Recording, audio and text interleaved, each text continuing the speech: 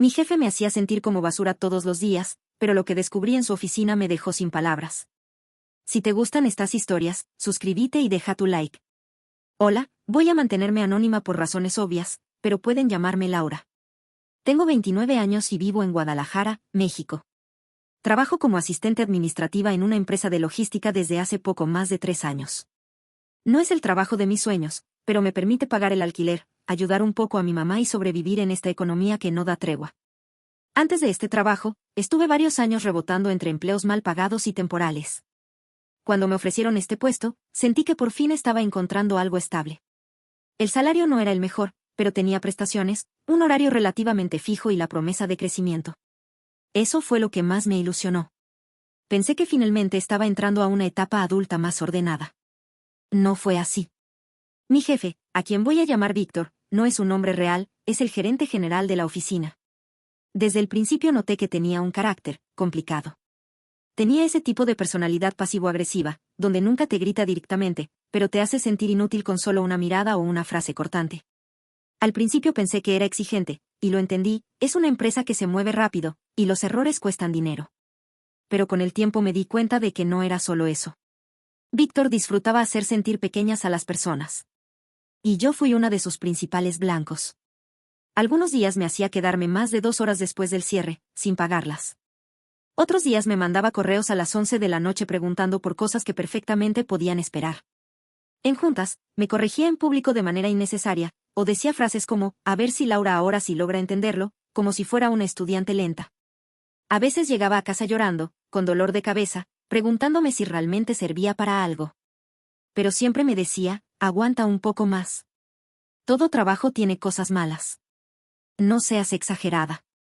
No me atrevía a hablar con recursos humanos porque, para ser sincera, Víctor era muy hábil manipulando su imagen. Con los jefes de arriba era encantador. Siempre con la sonrisa perfecta, saludando con firmeza, elocuente, profesional. Yo era solo una más en la escalera. Y nadie me iba a creer si decía que me trataba como basura. Además, la mayoría de las veces no tenía pruebas. Era todo muy sutil. Tan sutil que incluso yo a veces dudaba si estaba exagerando. Pero todo empezó a cambiar hace unos meses, cuando una compañera muy querida de otra área, Mónica, renunció de la nada. Me pareció raro, porque ella era de las pocas que siempre estaba de buen humor, que se llevaba bien con todos. Le pregunté si estaba bien, y solo me dijo, cuídate mucho. Más de lo que crees. Esa frase me dio escalofríos, aunque en ese momento no supe por qué. Después de la renuncia de Mónica, la oficina se sintió extraña por unos días. Ella era de esas personas que siempre traían buena energía, y su ausencia se notaba más de lo que esperaba. La frase que me dijo antes de irse se me quedó grabada. No podía dejar de pensar en qué quiso decir exactamente con, cuídate más de lo que crees. ¿Estaba hablando de Víctor? ¿Pasó algo grave que no se atrevió a decirme? Empecé a prestar más atención a lo que pasaba alrededor. Noté cosas que antes no veía. Como que otra compañera, Diana, evitaba quedarse sola con Víctor. O que los chicos del área de almacén bajaban la voz cuando él pasaba. También comencé a notar que muchos de los correos que me enviaba tenían un tono más personal de lo que debería. Nada explícito, pero sí frases raras como, no sé qué haría esta oficina sin ti, o, tienes una energía que se nota a kilómetros, deberías usarla más a tu favor.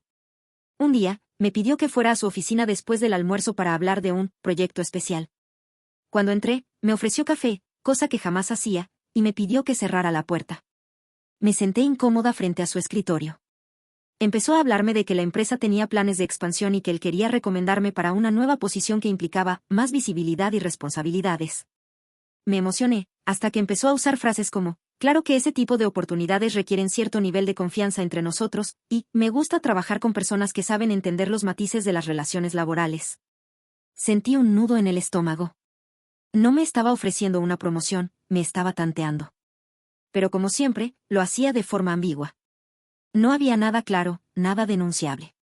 Solo esa sensación asquerosa de que te están evaluando como algo más que una empleada. Respondí con evasivas, fingí una sonrisa y le dije que lo pensaría.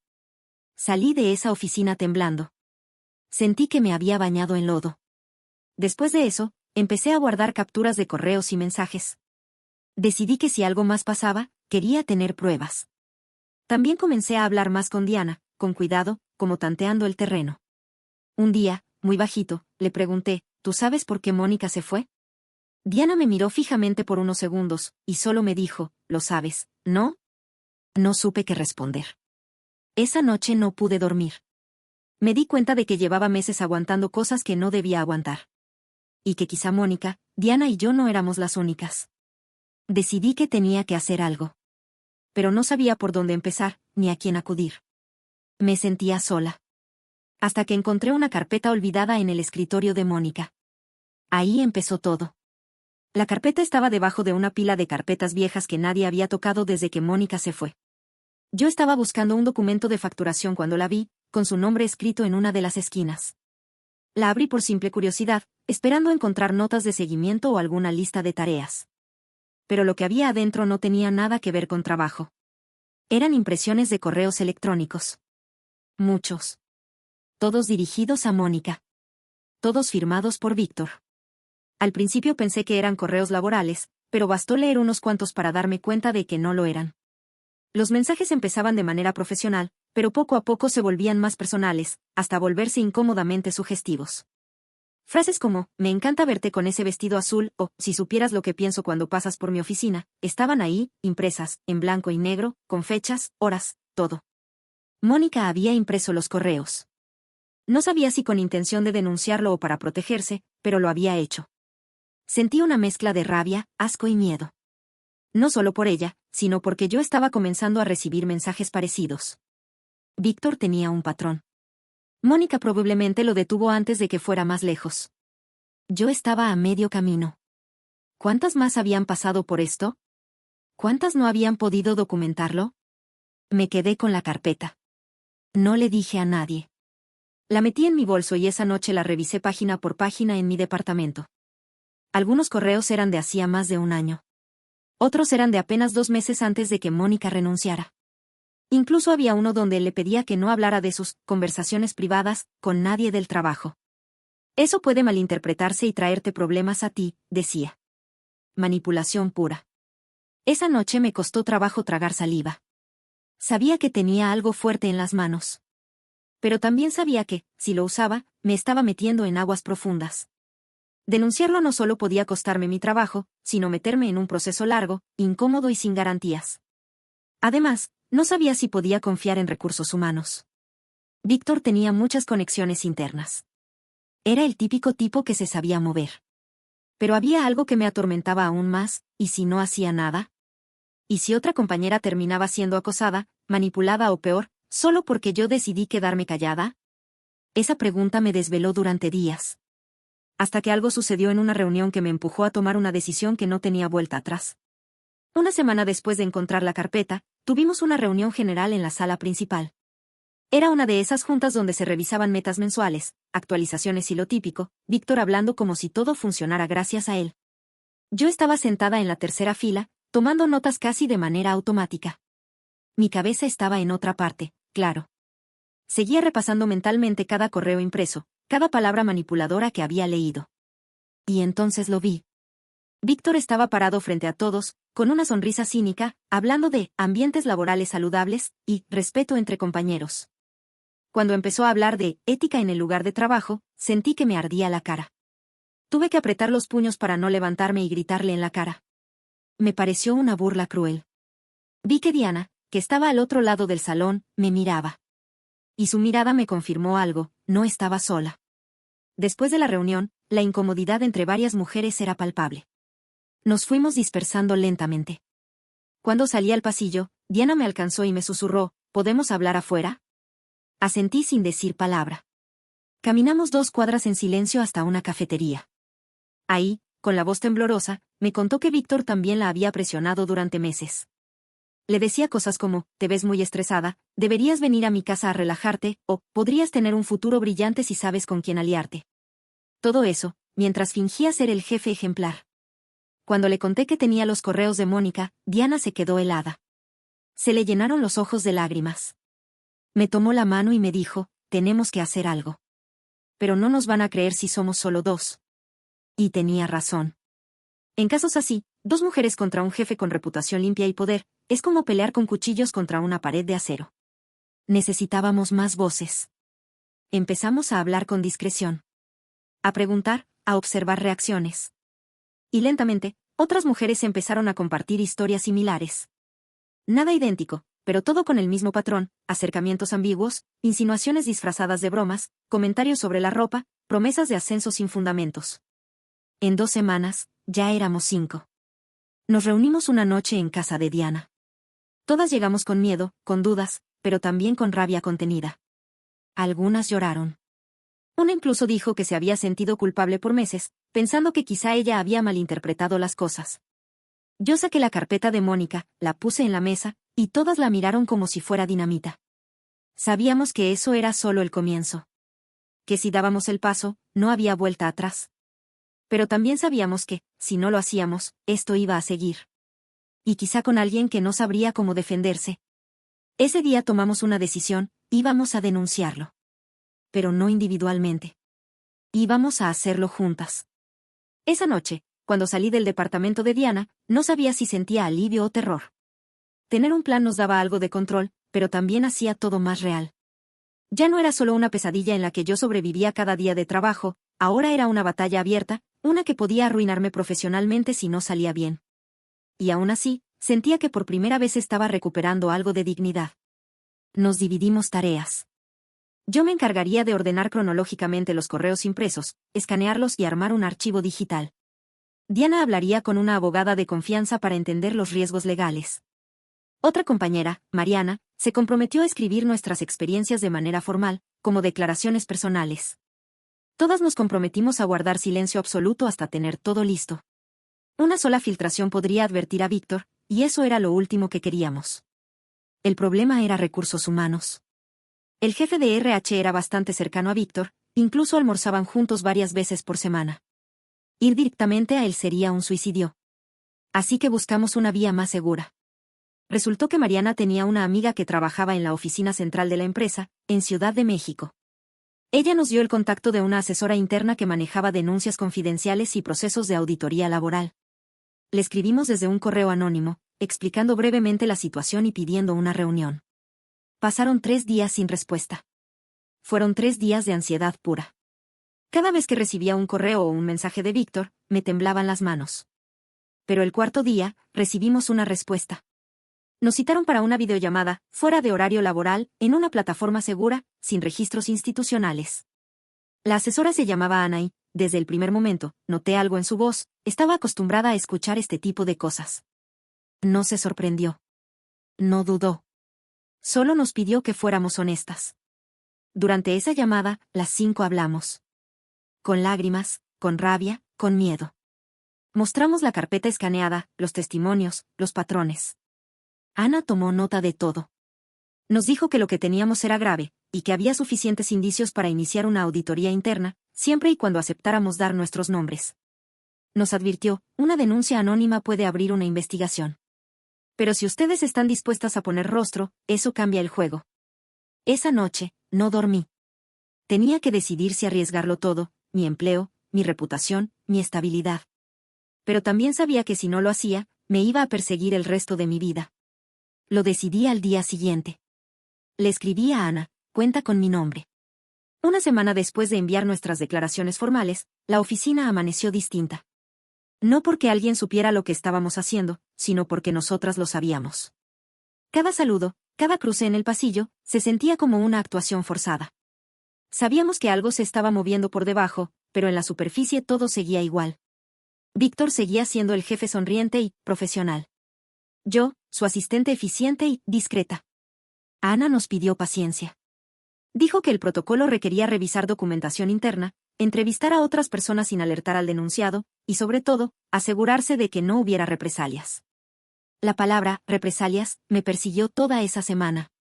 Empecé a revisar 1000 veces cada correo que enviaba, cuidaba mis palabras en cada conversación. Vivía con miedo de haber cometido un error, de que alguien hubiera notado algo, de que nos hubiéramos adelantado. Y entonces pasó algo que me sacó el aire del cuerpo. Víctor me llamó a su oficina una tarde. Me dijo que estaba preocupado porque me notaba distante últimamente. Que si algo estaba mal, que si había algún problema personal o laboral. Usó ese tono suave, casi paternal, que me ponía los pelos de punta. Me ofreció ir a tomar algo, para hablar fuera del trabajo, como si eso fuera lo más normal del mundo. Le dije que estaba bien, que solo estaba un poco estresada con el cierre de mes. Mentí con una sonrisa. No podía dar señales. No aún. Salí de ahí sintiéndome sucia, atrapada. Pero también convencida de que habíamos hecho lo correcto. El tipo no tenía ni idea de que su mundo se empezaba a resquebrajar. Y entonces, 2 días después, llegó el primer golpe. Víctor fue llamado a una reunión en línea con la oficina central. Nosotros, por protocolo, no sabíamos de qué se trataba. Pero bastaba ver su cara al salir para saber que algo había pasado. Estaba pálido, rígido, sudando a pesar del aire acondicionado. No dijo una palabra el resto del día. Ni a mí, ni a nadie. Al día siguiente, pidió permiso por cuestiones personales. No volvió en toda la semana. Ana nos confirmó por mensaje que la investigación estaba en marcha. Que ya habían revisado patrones de conducta, correos, antecedentes de renuncias anteriores. Que había más denuncias de lo que imaginábamos. No están solas, nos escribió. Y ese mensaje fue la primera vez que respiré en paz desde que todo empezó. Pero la calma duró poco. Porque la semana siguiente, Víctor volvió a la oficina. Y no volvió solo. Cuando vi a Víctor entrando por la puerta con 2 personas desconocidas detrás, sentí un escalofrío en la nuca. Uno era un hombre de traje oscuro, cara seria, que claramente no venía a hablar de ventas. La otra, una mujer con una carpeta gruesa en brazos y expresión neutra. No necesitaba que nadie me lo explicara, eran parte del equipo de auditoría interna. El mismo equipo que Ana nos había dicho que solo vendría si encontraban suficientes elementos para una intervención directa. Nadie sabía exactamente qué estaba pasando, pero el ambiente se volvió denso de inmediato. Víctor no saludó como solía hacerlo, no hizo bromas, ni miró a nadie a los ojos. Se encerró en su oficina con los 2 auditores durante más de 3 horas. Nadie entraba, nadie salía. Yo me quedé frente a mi computadora, las manos heladas, esperando que algo estallara. Y estalló. Pasado el mediodía, la jefa de recursos humanos, sí, la misma que solía almorzar con él, fue llamada a esa misma oficina. Cuando salió, se veía afectada. Pálida, sin maquillaje, como si le hubieran quitado algo más que el aliento. Supimos después que había recibido una advertencia formal por omisión de reportes internos. Porque sí, había más denuncias. Más mujeres que habían hablado, algunas desde hace años. Pero todo había sido archivado. Silenciado. Lo que nunca imaginé fue lo que pasó al final del día. A las 5:15 exactas, nos llamaron a todos a una reunión urgente en la sala de juntas. Entramos en silencio. Nadie hablaba. Y ahí estaba Víctor, parado al frente, con el rostro demacrado. El auditor tomó la palabra. Dijo que la empresa estaba comprometida con un ambiente laboral seguro y libre de acoso, que se había iniciado un proceso disciplinario, y que mientras durara la investigación, el jefe de área sería removido de sus funciones. En otras palabras, lo suspendieron. Oficialmente. Víctor no dijo nada. Ni una disculpa. Ni una palabra. Solo tomó su maletín y salió de la sala. Nadie lo despidió. Nadie aplaudió, pero el silencio que quedó fue casi más ruidoso que cualquier ovación. Me temblaban las piernas. Diana me miró desde el otro lado de la sala, con una mezcla de alivio y miedo. Porque sí, habíamos ganado esa pequeña batalla. Pero algo me decía que aún no estaba todo dicho. Y no me equivocaba. Al día siguiente, alguien filtró información. Información que, claramente, solo alguien dentro del proceso podía haber tenido acceso. Y lo peor, esa información tenía mi nombre. A la mañana siguiente, llegué a la oficina con un nudo en la garganta. Sabía que algo no estaba bien desde que entré, los murmullos, las miradas, incluso los saludos que antes eran mecánicos ahora parecían cargados de algo más. Cuando encendí mi computadora, entendí por qué.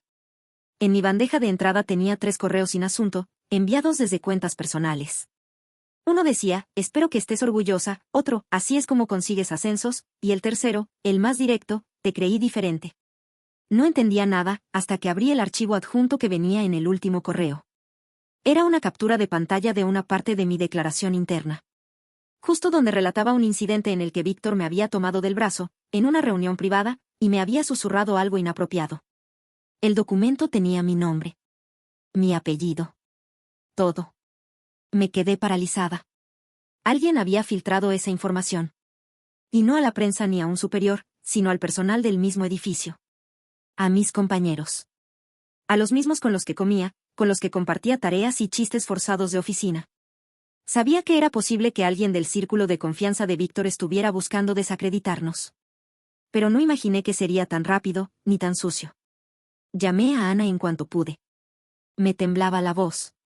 Ella reaccionó de inmediato, pidió que le enviara las capturas, me dijo que eso violaba todos los protocolos internos y que iba a escalarlo. Pero aunque sus palabras eran firmes, pude sentir su frustración. Sabía que esto iba a pasar. Hay personas que hacen cualquier cosa por proteger el poder, me dijo. Pero no estás sola. Esa frase me sostuvo el resto del día. Porque, honestamente, no sabía si iba a aguantar. Sentía que todos me estaban mirando como si yo fuera la culpable. Como si yo hubiera traicionado a alguien. Me dolía el estómago, me costaba respirar. Diana me mandó un mensaje desde su puesto: no bajes la cabeza. Si caemos, que sea de pie. Y no fue solo a mí. A las demás también les llegó. Mariana, incluso, encontró una hoja anónima en su escritorio con la palabra mentirosa escrita a mano. Supimos que esto no era casualidad. Era un contraataque. Una represalia silenciosa, cobarde, pero efectiva. Querían intimidarnos. Rompernos desde adentro. Y, por un momento, casi lo logran. Hasta que recibimos una llamada que nos cambiaría todo. Una de las exempleadas que había renunciado años atrás se enteró de lo que estaba ocurriendo. Y quería hablar. No solo con nosotras. Quería hacerlo públicamente. Se llamaba Laura, y había trabajado en la empresa 3 años antes de que yo entrara. Nadie sabía mucho de ella, solo que se había ido de un día para otro, sin despedirse. Ahora entendía por qué. Cuando nos conectamos con ella por videollamada, su rostro aparecía a través de una cámara borrosa, pero su voz era clara y decidida. Nos dijo que había visto una publicación anónima en redes, una de esas filtraciones malintencionadas donde se insinuaba que las chicas de contabilidad querían fama fácil, y que al leer entre líneas, supo que se trataba de Víctor. Lo reconoció enseguida. Laura nos contó su historia. Era peor de lo que imaginamos. Ella sí había tenido una relación con Víctor, si es que se le puede llamar así. Había sido manipulada, presionada emocional y profesionalmente, con promesas de un ascenso que nunca llegó.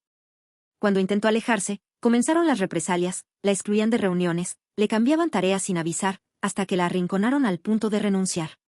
Intentó denunciarlo en su momento, pero Recursos Humanos le dio largas, y luego silencio.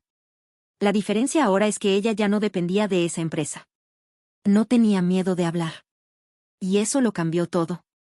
Nos dijo que estaba dispuesta a grabar su testimonio, incluso a hacerlo público si era necesario.